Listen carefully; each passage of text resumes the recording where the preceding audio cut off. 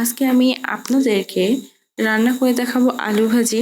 দিয়ে দিচ্ছি সয়াবিন তেল 1/4 কাপ, শুকনো মরিচ 4টি ফ্রাই করে নিব। দিয়ে দিব ধনিয়া হাফ চা চামচ, জিরা হাফ চা চামচ, আলু 500 গ্রাম, হলুদের গুঁড়া 1 চা চামচ, লবণ পরিমাণ মতো, রসুনের কোয়া 1/4 কাপ, পেঁয়াজ হাফ কাপ। এখন আমি এই সব উপকরণকে খুব ভালোভাবে নাড়িয়ে দিব।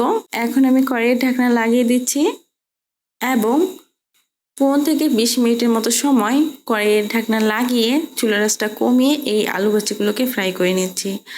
আর বেশ কিছুক্ষণ সময় পর পর ঢাকনা খুলে এই ভাজিটাকে খুবই ভালোভাবে নাড়িয়ে দিচ্ছি। আমি প্রায় 3 থেকে 4 বার এই আলু ভাজিটাকে খুব ভালোভাবে নাড়িয়ে দিচ্ছি। দিয়ে দিচ্ছি কাঁচামরিচ 3টি। এখন আমি এই ভাজিটাকে অনবরত নাড়িয়ে নাড়িয়ে রান্না করব।